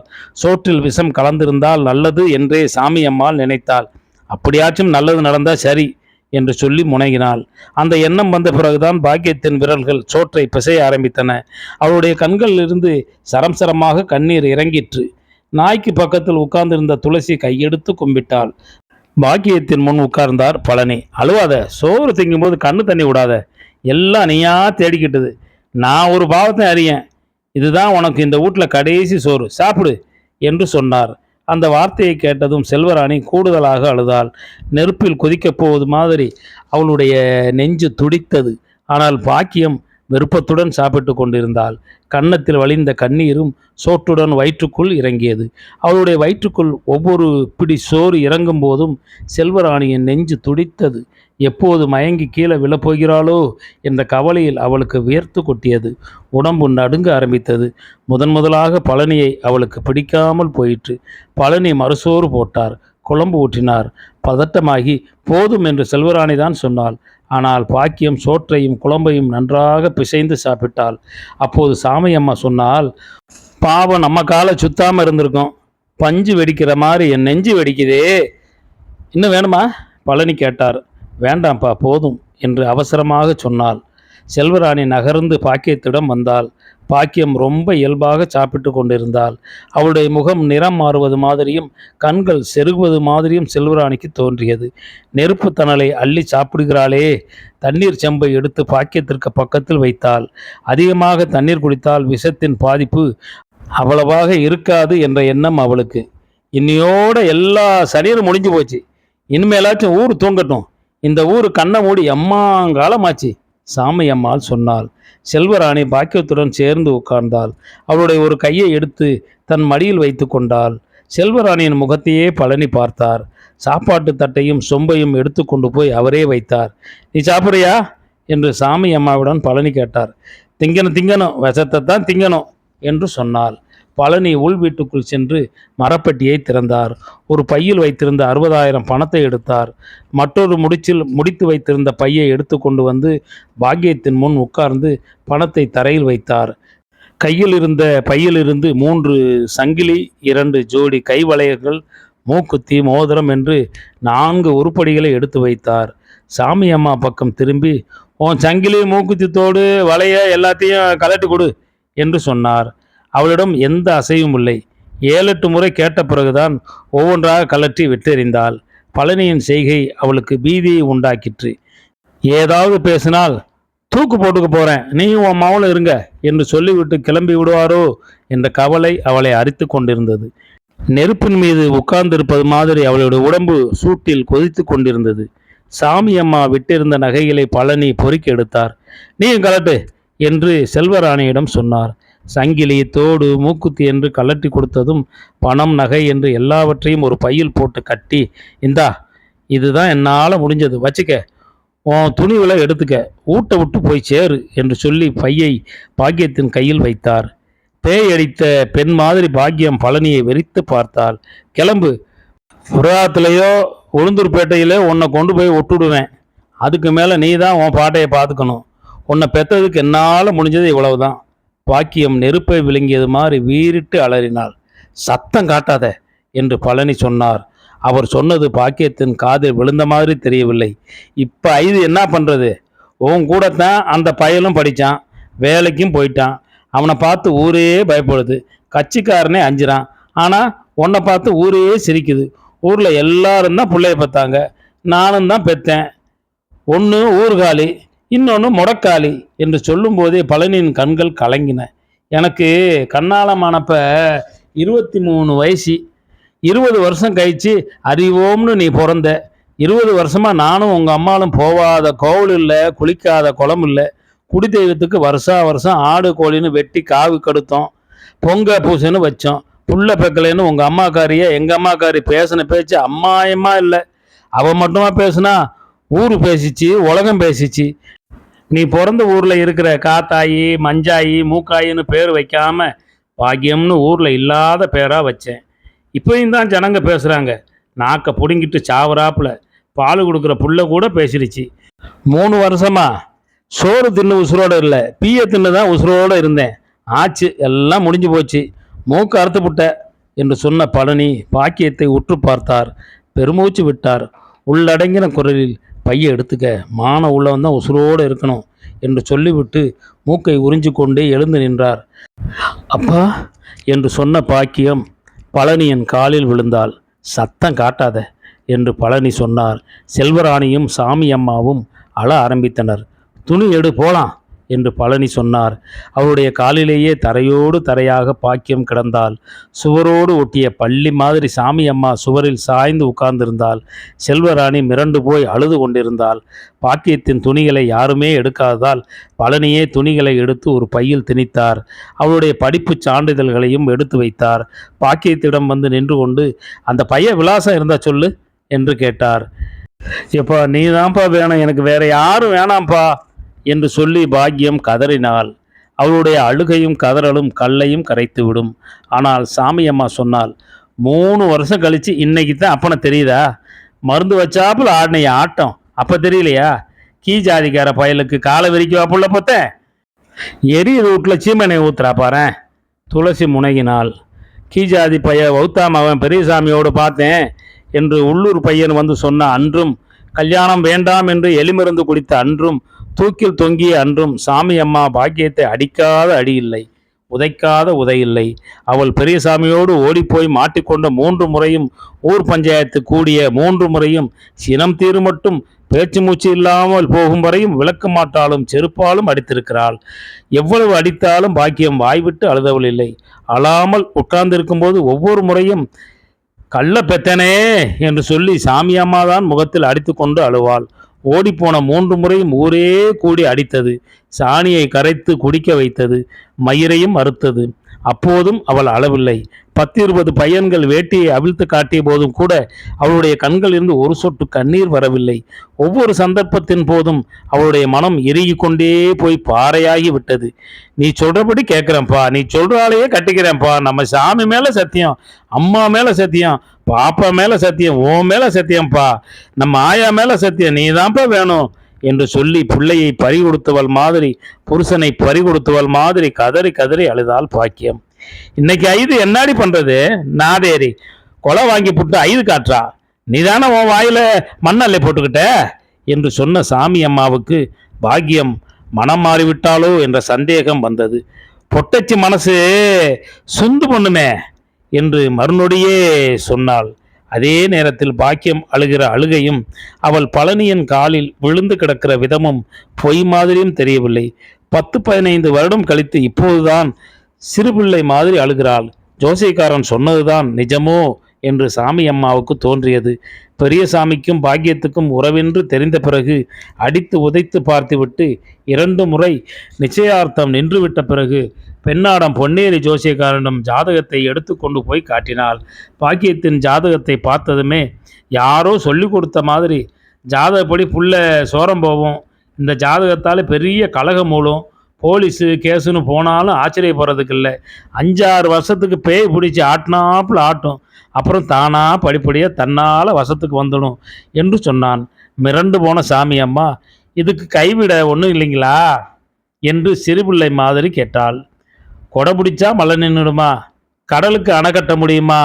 தோசமா இது?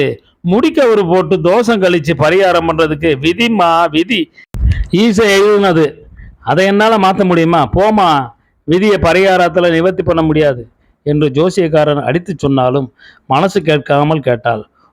ஒன்றும் மாற்ற முடியாதா சாமி? கருத்தரிச்ச நேரத்தை மாற்ற முடியுமா? தாய் வகுத்துலேருந்து வெளியே பூமிக்கு வந்த நேரத்தை மாற்ற முடியுமா?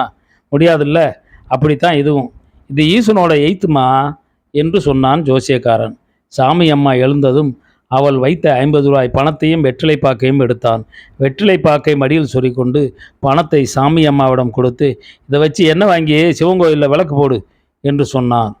சாமி அம்மா மீறி கொடுத்த போதும் பணத்தை வாங்கி கொள்ள மறுத்துவிட்டு சொன்னான், எனக்கு 6 புள்ளிவோ, இந்த வாயை விற்று தான் அதுகளுக்கு சோறு போடுறேன், புள்ள எங்கிருந்தாலும் உசுடோ இருந்தால் போதும்னு விட்டுட்டு போ, கட்சி கட்டாத மகராசே இருப்ப போ.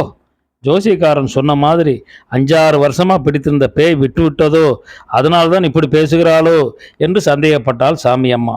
பொல்லாத கிரகவாட்டம் என் பிள்ளையை பிடிச்சி ஆட்டுதே, கடவுளே நான் என்ன செய்வேன் என்று சொல்லி அழ ஆரம்பித்தாள்.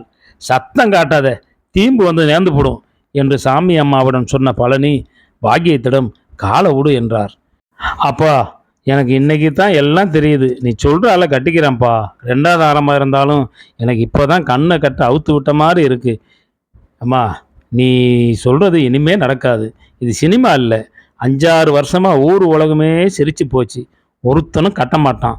சொத்து பொத்து காடு கரையை வித்து கொடுத்தாலும் வரமாட்டானுவ. இது வீம்புக்கு சூரி கத்திய முழுங்குற சாதி. கட்டுறதுக்கு கோமணம் இல்லைனாலும் ஜாதியை விடமாட்டானுவ. அப்படியே வந்தாலும் உன்னால் வாழ்க்கை செய்ய முடியாது. மீறிட்டாலும் ஒவ்வொரு நாலு பொழுதையும் நீ நெருப்பு மேலே நடந்து தான் வரணும். அதுக்கு ஊர்க்காரங்கிட்ட கொடுத்த வாக்கையே காப்பாற்றலாம். அப்படியே செய்ப்பா. பால்டாயில் தண்ணி குடிக்கிற மாதிரி குடிச்சிடுறேன். குடிச்சிட்டு போய் நம்ம முந்திரி காட்டில் படுத்துக்கிறேன். இல்லைன்னா முன்ன செஞ்சல அந்த மாதிரி வாலி கவுத்தை வச்சு என்னை வீட்டில் விட்டு பூட்டிட்டு போயிடுப்பா. ஐயோ ஐயோ, 3 வருஷம் கழிச்சு சொல்றா பாரு பாவி, என் நெஞ்சே வேவுதே. ஊர் உலகத்துல ஒரு சாமி கூட இல்லையே. சாமி அம்மா முகத்திலேயே அடித்து கொண்டாள். அப்பா சோறு வச்சப்பதாம எனக்கு தெரிஞ்சது. நான் பாவி.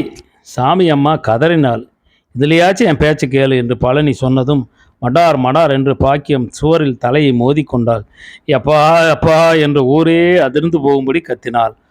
சூறக்காத்து வந்து ஊர் அள்ளிக்கிட்டு போகலையே. என் புள்ள ஊர் முன்னால கையை கட்டிட்டு நின்று போச்சே. இந்த கூட்டில் எதுக்கு இன்னும் உசுறு இருக்கு? துளசி ஒப்பாரி வைத்தாள். ஊரு கண்ணை மறைக்க முடியுமா?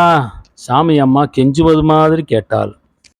குரூரில் ஒருத்தனும் வெளியே வரமாட்டான். 2 வீடு தான், தாண்டுனா முந்திரிக்காடு வந்துடும். ஊரை சுற்றி நெருப்பாக இருந்தால் எங்கே குடிக்கிறது? சாமி அம்மா அழ ஆரம்பித்தாள். நேரமில்லை, விடிஞ்சா ஊருக்கார முகத்தில் நான் முழிக்கணும். இப்போ அந்த பயலுக்கு தகவல் சொல்ல வழியிருக்கான்னு பாரு என்று சொன்னார்.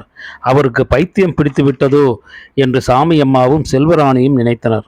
யாரும் வாயை திறக்காததால், நீ ஃபோன் வச்சிருக்க இல்லை, அதில் இன்னது இப்படின்னு அந்த பையகிட்ட பேசி கலந்துட்டு வா. ஒரு இடத்த சொல்ல சொல்லு, அங்கே போய் விட்டுடுறேன் என்று பழனி செல்வராணியிடம் சொன்னார்.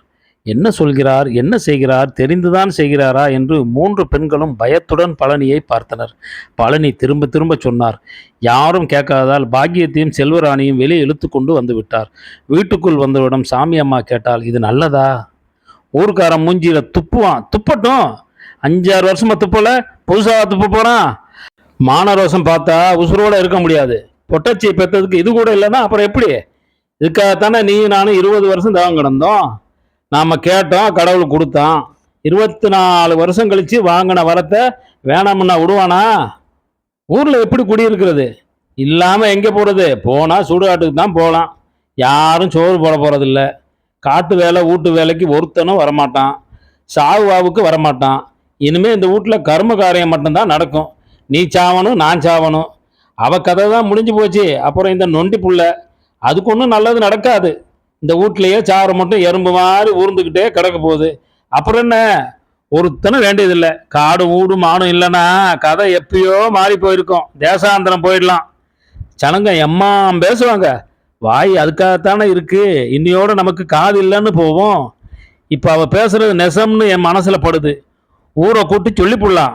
அபராதம் போட்டால் கட்டி போடலாம். 3, 4 வருஷம் போட்டோம். மற்றது அப்புறம் பேசிக்கலாம்.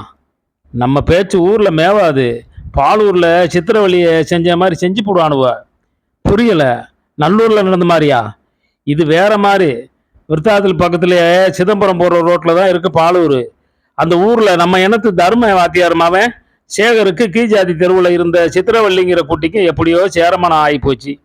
அந்த குட்டி 12வது படித்தவ. பெத்தவன் மவங்காரன்ட்ட சொல்லி பார்த்துருக்கான், கேட்கல. அந்த குட்டிக்கிட்டையும் சொல்லி பார்த்துருக்கான், கேட்கல. கீஜாதி தெருவுலையும் சொல்லி பார்த்துருக்கான், காரியம் நடக்கலை. கண்ணாலம் கட்டுறானாலும் கட்டிக்க மாட்டேன்றான். நம்ம ஊரில் நடந்த மாதிரியே அங்கேயும் சண்டை சச்சரவு அழிதடி 2 வருஷம் நடந்திருக்கு. அவள் மாசமாக இருந்திருக்கிறா. கீஜாதிகார பயலுவையெல்லாம் ஒன்றா கூடிக்கிட்டு கண்ணாலம் கட்டியே தீரணும்னு பஞ்சாயத்து பண்ணியிருக்கானுவோ. ஸ்டேஷனுக்கு போவேன், கோர்ட்டுக்கு போவேன்னு வம்பு வகைக்கு பண்ணியிருக்கானுவோ. தர்மவாத்தி ஒரு தந்திரம் பண்ணி மவங்கியாரன்ட்ட அந்த குட்டியை கண்ணாலம் கட்டி வைக்கிறேன், இன்ன தேதியில் இன்ன இடத்துக்கு கூட்டிக்கிட்டு வான்னு சொல்லிட்டான். அப்பங்காரன் சொன்ன மாதிரியே அந்த பையன் அந்த குட்டியை பட்ட பகல்லையே அவனோட குடி தெய்வம் கோவிலுக்கு கூட்டிகிட்டு போயிருக்கான். அங்கே போனால் கோவிலுக்குள்ளேருந்து திபு திபுன்னு வயசு பயலாக பாஞ்சு 20 பேர் ஓடி வந்து அந்த பயலை பிடிச்சி கட்டி வச்சுட்டானுவ. அந்த குட்டிக்கிட்ட போய், இது வேணும்னு தானே அலைஞ்சேவா, இத்தனை பேர் வந்திருக்கோன்னு சொல்லி அத்தனை பேரும் அவளை மானபங்கப்படுத்திட்டானுவ. 15-20 ஆம்பளைவோ ஒரு குட்டியை பிடிச்சிக்கிட்டு உலுக்கி எடுத்தா என்ன பண்ணுவா? செத்து போயிட்டா. மானவக்கம் தாங்காமல் அந்த குட்டியை தூக்கில் தூங்கிட்டான்னு சொல்கிறாங்க. 5 பேர் சனக்காடா புனக்காடா அடித்ததை வெளியே சொல்லிட போகிறான்னு கைத்தை நெரிச்சு கொன்னதாகவும் சொல்லிட்டாங்க. அவனுக்கு தான் வேணுமா? ஊர்க்காரன் எங்ககிட்ட இல்லையா பாருன்னு கும்ப கூட்டத்திலேயே வேட்டி அவுத்து காட்டின பயலுவ என்ன வேணும்னாலும் செய்வானுவ. ஊருக்கு காவ இருக்க முடியாது, கதவு போனா தான் திருட்டா. ஐயோ கடவுளே! சாமி அம்மா முனகினாள். கிழக்கால தெருவில் தொட்டி குப்பத்தாரு அவன் மணி இருக்கான்ல, அவன் 4 வருஷத்துக்கு முன்னாடி பங்காளி அங்காளின்னு கூட இல்லை, உடம்பு இருந்த சித்தப்பா அவன் மல்லிகாவை இழுத்துக்கிட்டு ஓடிவிட்டான். 3 வருஷம் கழிச்சு 2 பிள்ளையோடு வந்து வீட்டில் தான் இருக்காங்க. சொந்தம் கொண்டாடாமையா போயிட்டாங்க. அதில் ஊருக்கானுக்கு வெக்கமானம் இல்லை. சித்தப்பா மோளாக இருந்தாலும் பெரியப்பா மோளாக இருந்தாலும் ஜாதி ஒன்றும் இல்லை. சாதியில் சாண்டை தான் ஊற்றி அடிக்கணும். அக்கா தங்கச்சின்னு முறை இல்லாமல் போகிறவனுக்கு எதுக்கு ஜாதி? ஊரில் 1000 இருக்கும், நம்ம ஒய்ங்க இருந்தால் என்ன சொல்ல போகிறாங்க? ஊரில் ஒரு தர்ம நியாயம் இல்லையே, துளசி சொன்னாள். துவண்டு போய் வீட்டுக்குள் வந்த பாக்கியத்திடம் என்னாச்சு என்று பழனி கேட்டார். பலமுறை கேட்டும் அவள் வாயை திறக்கவில்லை. செல்வராணி தான் சொன்னாள். பேசியாச்சு. அவங்க தெரு பையன் மோட்டார் பைக்கில் மங்களம்பேட்டை ஏரிக்கரையில் நிற்பானான். அவன்கிட்ட போயிட்டு அவன் அழைச்சிக்கிட்டு போய் விழுப்புரத்தில் பஸ் ஏற்றி மெட்ராஸுக்கு அனுப்பிடுவானான். சரி பையன் எடு, நேரம் இல்லை, ஏமா மாதிரி ஊரே காவ காத்துக்கிட்டு இருக்கு என்று சொன்னதோடு குனிந்து துணிப்பையை எடுத்து பாக்கியத்திடம் கொடுத்து, கண்காணாத தேசமாக ஓடி போயிரு, எங்கிருந்தாலும் உசுரோடு இருக்கணும். காடுகரை போனால் சம்பாதிச்சிடலாம், சொத்து பொத்து நகை நட்டு பண்டம்பாடி போனால் சம்பாதிச்சிடலாம், உசுரை சம்பாதிக்க முடியாது. 20 வருஷமாச்சு உன்னை பார்க்கறதுக்கு. பெத்தவங்கிற முறையில் என்னால் உனக்கு இதான் செய்ய முடிஞ்சது. இனி நான் செத்தா நீ இல்லை, நீ செத்தா நான் இல்லை என்று சொன்ன பழனி மூக்கை உறிஞ்சினார். அவருடைய கண்களில் கண்ணீர் திரை கட்டியது. எனக்கு இப்போ வயசு என்ன தெரியுமா? 66. இன்னமும் ஊருக்குள்ளார எங்கள் அப்பன் பேரை சொல்லித்தான் கூப்பிட்றாங்க. சீ, அவனான்னு பேர் எடுக்கலை, அவன் அவனாங்கிற பேரும் வாங்கலை. எங்கள் அப்பன் பேரை நான் சாவர மட்டும் கெடுக்க மாட்டேன். உன்னை குத்தம் சொல்லலை, காலம் அப்படி, உலகம் அப்படி. நல்லூரில் நடந்த கதை, பாலூரில் நடந்த கதை, முற்றூரில் நடந்த கதை எல்லாம் உனக்கு தெரியும். பழிவாகத்துக்கு வெட்டுக்குத்துக்கு அஞ்சாத ஜாதியில் பிறந்ததும் உனக்கு தெரியும். நாளைக்குங்கிறது உனக்கு மனசில் படலை, விளையாட்டுன்னு நினச்சிக்கிட்ட. சரி வா என்று சொல்லிவிட்டு 2 தப்படி முன்னே வைத்தார். பாக்கியம் அசையாமல் பட்டுப்போன மரம் மாதிரி அப்படியே நின்று கொண்டிருந்தாள். அவள் நிற்பதை பார்த்துவிட்டு திரும்பி வந்து என்ன என்று கேட்டார். இடி விழுந்த வீடு மாதிரி சத்தமில்லாமல் இருந்தது. பழனிக்கு என்ன தோன்றியதோ, திருநீர் இட்டுக்கிட்டு வா என்று சொன்னார். கல் போன்று பாக்கியம் அசையாது நின்று கொண்டிருந்தாள். சாமி அம்மா பக்கம் திரும்பி நீயாச்சும் திருநீர் விட்டு அனுப்பேன் என்று சொன்னார். அவளும் எந்த அசையும் இல்லை. நீயாச்சும் வாயேன் என்று துளசியை கூப்பிட்டார். நீயே வச்சிடு. துளசிக்கு அழுகையை கட்டுப்படுத்த முடியவில்லை. என் வீட்டு வம்சத்தை பெருக்கவா போறா? நல்ல விளக்கை ஏற்றி வச்சு வீட்டுக்குள்ளார சாதி சொன்னத்தோடு அழைக்கிறதுக்கு என் வீட்டுக்குடியை கெடுத்து விட்டு என் வீட்டு விளக்கு அணைச்சி விட்டு போறா. நான் திருநீர் வைக்க மாட்டேன் என்று கோபமாக கத்தினாள் துளசி. நடுங்கி கொண்டிருந்த பாக்கியத்தின் கையை பிடித்து உள் வீட்டுக்கு அழைத்து சென்று சாமி படத்தின் முன் நிறுத்தினார். கற்பூரத்தை ஏற்றினார். சாமி கும்பிட சொன்னார். பழனி மட்டும்தான் சாமி கும்பிட்டார். பாக்கியத்திற்கு திருநீரிட்டார். மறுநொடியில் காற்றில் சரிந்து விழும் மரம் மாதிரி தரையில் விழுந்து பழனியின் காலை தொட்டு கும்பிட்டு மருந்து வாங்கிடுப்பா என்று சொன்னாள். பழனியின் கண்களிலிருந்து பொலபொலவென்று கண்ணீர் கொட்டியது. தரையில் கிடந்த பாக்கியத்தை சிறு குழந்தையை தூக்குவது மாதிரி தூக்கி தன் தோளோடு சாய்த்து கொண்டார். இப்போ இது என்ன பண்ணுறது? புத்தி மாறி போவாதேன்னு நானும் சொன்னேன், உங்கள் அம்மாவும் சொன்னா, ஆயாவும் சொல்லிச்சு, நீ கேட்கல. ஒரே மனசாக இருந்துட்ட. கடலை பிடிப்பேன், மலையை தூக்குவேன்னு சொன்னேன். இப்போ ஐவுரை பழம் பழுத்தா தரையில் விழுந்துதான் ஆகணும். வீயும்போது முள்ளு மேலே விய போகிறோமா, கல் மேலே விய போகிறோமா, இல்லை சாக்கடை மேலே விய போகிறோமான்னு பழத்துக்கு தெரியுமா? அவ பேரை நீக்கிறதுக்கு பிறந்திருக்கேன்னு நினச்சேன். நாம் ஆசைப்படுற மாதிரி இருந்தால் கடல் கடலாக இருக்காது. அம்மா கோயிலுக்கு போனேன், திருவண்ணாமலை அண்ணாமலையார் கோயிலுக்கு போன பின்னால் தான் நீ பிறந்த. நீ பிறக்கணும்னு வேண்டிக்கிட்டேன். பிறந்தது உசுரோடு இருக்கணும்னு வேண்டிக்கிட்டேன். இதை நான் வேண்டிக்கலை. மருந்து வாங்கிடுப்பா, இல்லைன்னா ஊருக்காரங்கிட்ட விட்டுடு. ஊருக்காரன்கிட்ட ஒன்றை விட முடியாது. நல்லூரில் நடந்த மாதிரி நடந்தால் கூட பரவாயில்ல. பாலூர் சித்திரவழிக்கு நடந்த மாதிரி நடந்துட்டா பாப்பா கூடவே இருந்துடுறேன். அவள் இல்லாட்டி என்னால் இருக்க முடியாது. சாவர மட்டும் அவளுக்கு ஒரு ஆள் தொலை வேணும்ல. இப்போ தான் தங்கச்சி மேலே பாசத்தை காட்டுறா வேசக்காரி. சுடுகாட்டுக்கு போன பின்னால் புத்தி தெளிஞ்சு என்ன பண்ணுறது? என் கொலை பதறுதே, என் போன சுடுகாட்டுக்கு போகலையே புலம்பினாள் சாமி அம்மாள். முதல்ல அவளை கொல்லணும். அண்ணன் மாவனை கட்டினது மகா பசகா போச்சு. அவளை கட்டலன்னா இந்த புள்ள எதுக்கு பிறக்க போகுது? என் புள்ள எதுக்கு ஊர் நாடெல்லாம் பேரு கெட்டு போய் நிற்க போகுது? நீ கிளம்பு. வேணாம்ப்பா, நீ இங்கே இருந்தால் உன் உசுறு உனக்கு சொந்தம் இல்லை. நான் உசுரோடு இருக்கணும்னா என் பேச்சை கேளு. இது உன் மேலே ஆணை, அப்புறம் உன் இஷ்டம் என்று பழனி பாக்கியத்தின் தலையில் கை வைத்ததுதான். ஓடு போய் கதவில் மோதிக்கொண்டு வீறிட்டாள் பாக்கியம். அவள் அழுவதை பார்த்தால் துணியை உருவி கொண்டு நடுத்தருவில் விட்டது மாதிரி இருந்தது. அவ தான் அக்குப்புக்கு இல்லாமல் இருக்கங்கிறாளே, சாவளவும் நம்ம கூடவே இருந்துட்டு போறா. பிள்ளைய பெற்று இந்த மாதிரி சாவவா? நான் விட்ட ஊர் விட்டுடுமா? ஐயோ கடவுளே! கத்தி அழுதாள் சாமி அம்மாள். அவளை விடவும் அதிகமாக அழுதாள் செல்வராணி. சத்தம் காட்டாதீங்க, காரையும் கட்டுப்படும். என்னை பஞ்சாயத்தில் கட்டி வச்சுடுவானுவ. துரியோதன கூட்டம் மாதிரி ஊரே ஒன்றா கூட்டிகிட்டு நிற்குது என்று பழனி சொன்னது சாமியம்மா காதிலும் விழவில்லை, செல்வராணி காதிலும் விழவில்லை. அந்த நேரம் பார்த்து மின்சாரம் நின்று விட்டது. வீடு இருளடைந்து விட்டது. திருப்பியும் கரண்ட் வராமல் இருந்தால் நல்லது தான். இருட்டு வேலை நல்லது. இந்த நேரத்தில் எதுக்கு கரண்டை நிறுத்தினா? கரண்ட் விடாமல் இருந்தால் கரண்டுக்காரனுக்கு புண்ணியம்தான், பழனி சொன்னார். விளக்கை தேடி எடுத்து ஏற்றினார். சகுன தடங்களை மாதிரி விளக்கு நின்று போச்சு. என்ன கேடுகாலம் வரப்போகுதோ, வீட்டில் எந்த பணம் விய போகுதோ என்று சாமி அம்மா சொன்னாள். பழனி பாக்கியத்திடம் குந்து என்று சொல்லிவிட்டு உட்கார்ந்தார். அவளுடைய கால்களை ஒட்டியே எதிரில் பாக்கியம் உட்கார்ந்திருந்தாள். அவளுடைய முகத்தை பார்க்காமல் இருக்க முயன்றார். அப்பா, 3 வருஷங்களுக்கு பிறகு மனதின் ஆழத்திலிருந்து பழனியை பாக்கியம் கூப்பிட்டாள். அந்த வார்த்தை பழனியின் கண்களிலிருந்து கண்ணீரை வரவழைத்து விட்டது. பேசக்கூடாது என்பது போல் வாயில் விரலை வைத்து காட்டிவிட்டு அவளுடைய தலையை தன்னுடைய மடியில் சாய்த்து கொண்டு கதறினார். பழனியின் அழுகை பாக்கியத்தை உலுக்கியது. நெருப்பில் விழுந்த மாதிரி துடிதுடித்து போய் கத்தி அழுதாள்.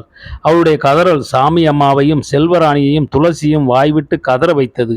அந்த வீடு இளவு வீடு மாதிரி இருந்தது. காலையில் கறி எடுப்பா, ஆக்கி சாப்பிடலாம். சாயங்காலம் மருந்து வாங்கி கொடுப்பா. கண்ணு முன்னாலேயே இடி விழுந்தாப்புல என் குடும்பம் கருகி போகுதே. அந்த பழிகார பைய சாக மாட்டானா? என் பிள்ளைக்கு என்ன மருந்து வச்சானோ ஊர்க்கார பயலுவோ என் பிள்ளைய இம்மா சித்திரவதை கட்டி அடிக்கிறானுவளே. இவன் ஜாதிக்கார பைய ஒருத்தன் கீழ் ஜாதிக்காரி இட்டாந்து மோட்டார் கொட்டையில் வச்சு குடும்பம் நடத்துகிறான். 2 பிள்ளையும் பெற்றுட்டான். 3-4 வருஷமாக இந்த கூத்து நடக்கிறது இந்த ஊர் நாய்களுக்கு தெரியாது. வடபாதி காத தூரத்துலையா இருக்கு, கூப்பிட்ற தூரம் தானே. அதை என்ன ஏதுன்னு கேட்கறதுக்கு இந்த ஊர் பயல்களுக்கு ஓக்கியத மசூர் இல்லை. ஆம்பளை செஞ்சால் ஒன்று, பொட்டச்சி செஞ்சால் ஒன்றா?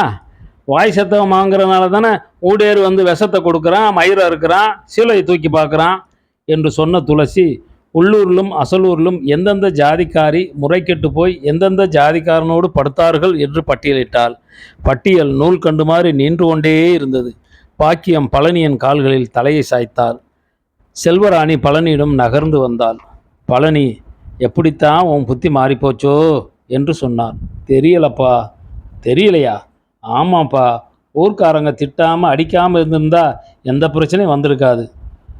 எதிராக கட்சி கட்டணும்னு போனால் யார் சாவுறது? இப்போ என் மனசில் எதுவும் இல்லை, அப்படியே விட்டலாம்ப்பா. உனக்கு புரியாது. கோட்டையை கரையை அரிச்ச மாதிரி ஆகிப்போச்சு. போ, அவ்வளவுதான் உன் தலையெழுத்து என்று சொன்ன பழனி சிறிது நேரம் பேசாமல் இருந்தார். திடீரென்று தோன்றியது மாதிரி, இந்த காசி பணம்லாம் நகை நட்டெல்லாம் கொடுத்தது நீ கரிச்சோறு ஆக்கி திங்கிறதுக்கு இல்லை, இதை வச்சு நீ மேப்படுப்பு படிக்கணும், வாத்தியார் ஆகணும் என்று சொன்னார். ஓட்டப்பானையில் தண்ணி ஊற்றின கதை தான் சாமி அம்மா சொன்னாள். நாம் கிளம்புறது அந்த பயலுக்கு தெரியுமா? கிளம்புறப்ப மிஸ்டர் கொடுக்க சொன்னார். அப்படின்னா தகவல் சொல்லிவிடு, நேரம் இல்லை என்று பலமுறை சொல்லி கட்டாயப்படுத்திய பிறகுதான் செல்வராணி நகர்ந்து வெளியே சென்றாள். எழுந்து நின்று நாய் அவளுக்கு வழிவிட்டது. நொண்டி குட்டி லேசுப்பட்டவில்லை, சேர்ந்துக்கிட்டு தான் ஆடின ஆட்டம். அக்காலும் தங்கச்சியும் என் பிள்ளையை தவிக்க விட்டுட்டாள்வ. துளசி செல்வராணியை திட்டினாள். அறவம் இருக்கான்னு பார்த்துட்டு வா என்று சொன்னார். உயிர் இருப்பதற்கான அடையாளமின்றி உட்கார்ந்திருந்தாள் சாமி அம்மா. பழனியே எழுந்து வெளியே வந்தார். நாய் அவருடன் ஓடி வந்தது. தெருவின் 2 பக்கமும் பார்த்தார். வீட்டுக்கு பின்புறம் மாடு கட்டியிருந்த இடம், போர்பட்டி என்று எல்லா இடத்திலையும் பார்த்தார். திரும்பி வீட்டுக்கு வந்தார். நாய் வந்து வாசலில் படுத்து கொண்டது. வெளிச்சம் வேணாம், விளக்க நிறுத்து என்று பழனி சொன்னார். பழனியின் முகத்தையே பார்த்தால் பாக்கியம். பழனி வாயால் ஊதி விளக்கை அணைத்தார். அப்போது வீட்டுக்குள் வந்தாள் செல்வராணி. என்னாச்சு? அந்த பையகிட்ட பேசுனியா? சொல்லிட்டேன் என்று பட்டும் படாமல் சொன்னாள் செல்வராணி.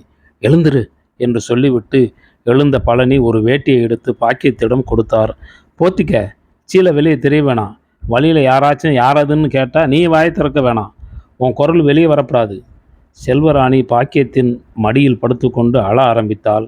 பாக்கியம் ஊராரிடம் பேசி 3 வருஷமாகிவிட்டது. அக்கம் பக்கத்தார்கள், சொந்தக்காரர்கள் என்று யாரிடமும் அவள் ஒரு வார்த்தை பேசியது கிடையாது. சாமி அம்மாவிடமும் அவள் பேசியதில்லை. பாக்கியத்திடம் ஏதாவது சொல்ல வேண்டுமென்றால் சாமி அம்மா செல்வராணியிடம்தான் சொல்லுவாள். ஏதாவது செய்தி கேட்டு ஊருக்குள் பிரச்சனையாகிற அன்றுதான் செத்துப்போடி என்று சொல்லி அடிப்பாள். அடுத்த பிரச்சனை வந்து அடிக்கும் வரை அந்த பேச்சும் இருக்காது. அதுகூட இல்லை பழனியிடம். பாக்கியம் வீட்டிற்குள் இருந்தால் பழனி மாட்டு கொட்டையிலேயோ போர்பட்டியிலோ உட்கார்ந்திருப்பார். பழனி வீட்டிற்குள் இருந்தால் பாக்கியம் போர்பட்டியிலேயோ மாட்டுக்கொட்டையிலேயோ தான் இருப்பாள். பகல் முழுவதும் வேலை இருந்தாலும் இல்லை என்றாலும் காட்டிலேயே இருந்து விடுவார். அவருக்கு குடி காட்டில்தான். 3 வருஷமாக பாக்கியத்திற்கு தாயாக இருந்தவள் செல்வராணிதான். பாக்கியத்தின் எல்லா ரகசியமும் அவளுக்கு தெரியும். ஆனாலும் அவளிடம் ஒரு வார்த்தையை வாங்க முடியாது. சாமி அம்மா அடித்து நொறுக்கும் போதும் ஊர்க்காரர்கள் அடித்த போதும் வீங்கிய இடத்தில் உருவி விட்டது. சுடுதண்ணீர் வைத்து ஒத்தடம் கொடுத்தது. தைலம் குளிப்பதற்கு சுடுதண்ணீர் வைத்து கொடுத்ததெல்லாம் செல்வராணிதான். அடி வாங்கி படுத்தால் எழுந்து நடமாட 20 நாட்களாகும். அந்த 20 நாட்களும் பாக்கியத்தை விட்டு ஒரு நூல் நகர மாட்டாள். பாக்கியத்திற்கும் அவளுக்கும் ஒரு வயதுதான் வித்தியாசம். புத்தி கூர்மை உள்ளவள். கூட பிறந்த இரத்த பாசம். பொட்டச்சி மனசு, பேய் மனசு. பழனி முழங்கினார். நேரமாவது என்று பழனி சொன்னபோது ஏதோ சத்தம் கேட்டது. பதட்டத்துடன் அவசரமாக வெளியே வந்து பார்த்தார். வீட்டை சுற்றி பார்த்தார். ஆள் அறவும் இல்லை. புது சிக்கல் எதுக்கு? காலத்துக்கு அவ பேரா போயிடும். நம்மளை மீறி பிள்ளைய யார் என்ன பண்ண முடியும்? எங்கள் அண்ணன் வீட்டுக்கு அனுப்பிடலாம் என்று சாமி அம்மா சொன்னாள். ராத்திரி நேரத்தில் வீட்டில் நெருப்பு வச்சுட்டு போயிடானுவ. ஒன்றும் செய்ய முடியாது.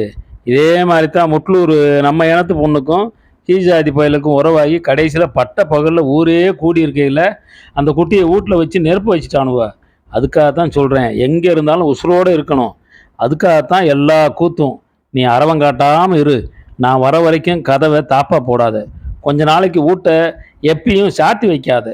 சின்ன பாப்பாவை உங்கள் அண்ணங்காரன் வீட்டில் விட்டுட்டு வந்துடு. யானை மிதித்து தான் சாவணுங்கிறது இல்லை, எறும்பு கடிச்சும் சாவலாம் வா என்று சொன்னதோடு உட்கார்ந்திருந்த பாக்கியத்தை தூக்கினார். நான் இன்னைய மட்டும் ஒரு தப்பு செய்யலப்பா, அப்படியே விட்டுடலாம். இவன் சொல்கிறாளே அது தெரிய வேணாம். புத்தி மாறி போச்சே. முன்ன மவளுக்கு போச்சு, இப்போ அப்பனுக்கு போச்சு. பித்து பிடிச்ச குடும்பத்தில் கொண்டாந்து விட்டான் பாரு எங்கள் அப்பன். அப்பா, ஒரு பூச்சி போட்டு கடிச்சா என்ன ஆகுறது? நான் எத்தனை பேருக்கா ஐவுறது? விடிஞ்சு பார்த்துக்கிட்டா என்ன? சும்மா இருடி. ஊர் பஞ்சாயத்தில் என்னைக்கு முடிவாச்சோ அன்னை தேதியிலேருந்து நம்ம வீட்டை சுற்றி ஆள் நடமாட்டிருக்கிறது எனக்கு தான் தெரியும். கீழ்ஜாதி பய கூட படுக்கத்தான் அலைகிறா. அதுக்கு முன்னாடி நம்ம காரியத்தை முடிக்கணும்னு சொல்லி 7-8 இள வயசு பயலுக சுத்துறானுவ. கட்சிக்காரன் தான் இதில் முன்ன போய் நிற்கிறான். 10-20 பேர் கூடி சாணி மிதிக்கிற மாதிரி மிதித்து துவைச்சி எடுத்துட்டானோ ஐயே. அப்புறம் 4 பேரும் சாவணும் தான். சொந்தக்காரன் பங்காளி இருக்கிற பயலுவ தான் முன்ன நிற்கிறானுவ. எங்கே இருந்தாலும் உசுரோடு இருக்கணும். அதானே உனக்கு வேணும். அப்புறம் என்ன? மயிர் அறுத்து மாணவங்க செஞ்ச ஊரு. இங்க இருந்தா பேச்சு நிக்காது, வளர்த்துக்கிட்டு தான் போகும். வம்பு வயசுக்கு நிக்காது. 2 தெருவுக்கும் களவு மூண்டுகிட்டு தான் இருக்கும். வீட்டு சிக்கல் ஊரு சிக்கலாச்சு. அப்புறம் சுத்து வட்டார சிக்கலாகி பல ஊர் கட்சி கட்டிக்கிட்டு வந்து நிற்கும். தண்ணி விடு என்று சாமி அம்மா பொதுவாக சொன்னாள். செல்வராணி தண்ணீர் கொண்டு வந்து கொடுத்தாள். வெறி கொண்ட மாதிரி ஒரு சம்பு தண்ணீரையும் குளித்தாள் பாக்கியம். அப்பா, என்னம்மா? என் கூடவே அக்கா இருக்கட்டும். வீட்டை விட்டு வெளியே போவாத நான் பார்த்துக்கிறேன். உனக்கு கடவுள் இருக்காம்மா, வெங்காயத்தில் இருக்கான் என்று சாமி அம்மா சொன்னாள். செத்த நேரம் குந்து என்று சாமி அம்மா சொன்னதும் பாக்கியம் வந்து அவளுடைய மடியில் படுத்து கொண்டாள். பள்ளி தொடர்ந்து 2 முறை கத்தியது. பள்ளி சயனம் சொல்லுது. அக்கா சொல்கிற மாதிரியே அப்படியே விட்டுடலாம்ப்பா. சயனம் தாங்கல்ல சொல்லலை, ஏவல்ல சொல்லியிருக்கு. போடுறது தான் நல்லது. என் வம்சத்தை ஐக்க பார்க்குறாங்களே. துளசி கத்தினாள். காலு கொலுசை கட்டி மடியில் வச்சுக்கோ. ரவ சத்தம் வரக்கூடாது. மாட்டினா பெத்தவனே கூட்டி கொடுத்தாங்கிற பேராகிப்படும்.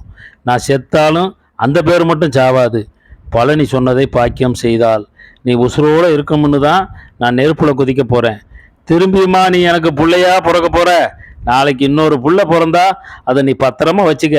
நாளை ஒரு காலத்தில் நீ எங்களை போல கண்ணு தண்ணியை விட்டுக்கிட்டு கையை கடிச்சிக்கிட்டு 100,000 பேர் முன்னால் நிற்கக்கூடாது என்று சொன்ன பழனிக்கு கண்கள் கலங்கின. ஒரு சத்தியம். நீயும் சாவக்கூடாது, நாங்களும் சாவ மாட்டோம், இதுதான் சத்தியம் என்று சொன்னார். கட்டி பிடித்து கதறி கொண்டிருந்த பாக்கியத்தை விலக்கிவிட்டு போ என்று சாமி அம்மா மொட்டையாக சொன்னாள். உள் வீட்டுக்கு ஊர்ந்து சென்று செல்வராணி ஒரு மண் உண்டியலை எடுத்து வந்து பாக்கியத்திடம் கொடுத்தாள். எம்மா இருக்கும்னு தெரியல, 2 வருஷமா முந்திரி கொட்டை உடைச்ச காசி. பாக்கியம் குனிந்து செல்வராணிக்கு முத்தமிட்டாள். துணிப்பையை எடுத்துக்கொண்டு வா என்று சொல்லிவிட்டு பழனி வெளியே போனார். அவருக்கு முன்னால் நாய் தயாராக நின்று கொண்டிருந்தது. நாய் இறப்பு வாங்குகிற சத்தம் கூட பழனியை பயம் கொள்ள வைத்தது. அவருடைய கண்கள் பேய் மாதிரி அலைந்து கொண்டிருந்தன. பாக்கியம் வெளியே வந்தாள். செல்வராணியும் வந்தாள். துளசியின் காலில் விழுந்தாள். என் பொண்ணை ஊரே கூடி வம்சத்தை அழிச்சு போச்சே என்று தெருவுக்கே கேட்கும் அளவுக்கு கத்தினாள் துளசி. நீயே போய் ஊரில் சொல்லு என்று செல்வராணி முறைத்தாள். காசி பணம் இல்லை, இந்த மண்ணை தான் சம்பாதிச்சேன். ஒரு புடி எடுத்துட்டு போ, நல்லா இருப்ப. இந்த மண்ணு தான் உனக்கு சோறு போட்டு வளர்த்துச்சு என்று சொல்லி ஒரு கைப்பிடி மண்ணை அள்ளி பாக்கியத்தின் மடியில் போட்டாள். மண்ணை தங்க மாதிரி முந்தானையில் முடித்தாள் பாக்கியம். துளசியின் கன்னத்தை கடித்தாள் பாக்கியம். புளியந்தோப்பு வழியாக போய் புறா குட்டைக்குள்ளார இறங்கி முந்திரி காட்டுக்குள்ளேயே போகணும். துளசி கட்டளை போட்டாள். தெருவில் நின்று ஆட்களின் அரவம் இருக்கிறதா என்று பார்த்து கொண்டிருந்த பழனியை நோக்கி நடக்க ஆரம்பித்தாள் பாக்கியம். ஏழுமலையானே என்று சொல்லி கைகூப்பினாள் துளசி. பொறாக்கொட்டை போயிட்டா போதும் என்று முனகிய பழனிக்கு கால்கள் நடுங்கின. பழனியும் பாக்கியமும் ஒவ்வொரு அடியையும் நெருப்பிற்குள் வைத்து நடப்பது போல் அவ்வளவு பயத்துடனும் பதட்டத்துடனும் வைத்து நடந்தார்கள். முந்திரிக்காட்டு வழியாகவே 1 மணி நேரத்துக்கு மேல் நடந்தார்கள். பழனியின் வேகத்திற்கு பாக்கியத்திற்கு ஈடு கொடுக்க முடியவில்லை. பழனிக்கும் பாக்கியத்திற்கு முன்னால் நாய் ஓடிக்கொண்டிருந்தது. மங்களம்பேட்டை ஏரிக்கரைக்கு வந்தபோது மோட்டார் பைக்கோடு ஒரு பையன் நின்று கொண்டிருந்தான். அவனை யார் என்று பழனி கேட்டார். பெரியசாமியோட பெரியப்ப மவன் கனகராஜ், பௌத்தானோட அண்ணன் மவன் தொப்பலான தெரியும்ல, முத்துசாமி வீட்டில் வேலை செஞ்ச மவனா? ஆமாங்க. ஃபோன் வச்சிருக்கியா? இருந்த அந்த பயலுக்கு போடு. கனகராஜ் செல்போனை பழனியிடம் கொடுத்தான். வண்டிக்காரன் மட்டும் பழனி பேசுகிறேன். யார் பேசுறது? சரி அப்படியா? தொப்பலா மாமன் பெரிய பையன்கிட்ட பிள்ளைய ஒப்படைச்சிருக்கேன். புள்ள வந்து சேர்ந்த செய்தி எனக்கு எப்போ சொல்லுவ? காலையில் 8 மணிக்கா? மறக்கப்படாது. சரி சரியா காதல உள்ள. சரி இப்போ இது என்ன பண்ணுறது? ஒப்பம் பேரை காப்பாற்று, வச்சுடு என்று சொல்லிவிட்டு ஃபோனை கனகராஜிடம் கொடுத்து விட்டு எப்படி போய் சேருவ என்று கேட்டார். நேராக போய் விழுப்புரத்தில் பஸ்ஸை பிடிச்சி ஏற்றி விட்டுருவேன். அங்கேருந்து மெட்ராஸி போக 3 மணி நேரம். 8 மணிக்கெல்லாம் வீட்டுக்கு போயிடலாம். சரி வண்டி எடு, நீ ஏறு, பதனமாக போகணும். போய் சேர்ந்ததும் பாப்பா கிட்ட சொல்லிடு என்று சொன்னார். சட்டென்று தோன்றியது மாதிரி இடுப்பில் கட்டியிருந்த வெள்ளி அரஞ்சான் கொடியை அவிழ்த்து கொடுத்தார். அவருடைய மார்பில் சாய்ந்து சிறு குழந்தை மாதிரி இறுக கட்டிப்பிடித்து கதறினாள் பாக்கியம். அழுவு வேணாம், ஏறு வண்டியில். வண்டியின் வெளிச்சம் மறையும் வரை அசையாமல் அதே இடத்தில் நின்று கொண்டிருந்தார் பழனி. காலையில் காட்டுக்கு போனவர்கள்தான் ஓடி வந்து, வண்டிக்காரன் விட்டு பழனி பால் டாயில் குடித்து செத்து கிடக்கிறாரு, நாய் தான் பொணச்சி சுற்றி வந்து உசுர போறாப்புல கத்திட்டு கிடக்குது, காடு பூரா அது சத்தம்தான் என்று சொன்னார்கள். என் குடி முழுகி போச்சே என்று கத்திக்கொண்டே காட்டு பக்கம் ஓட ஆரம்பித்தாள் துளசி. நன்றி, வணக்கம்.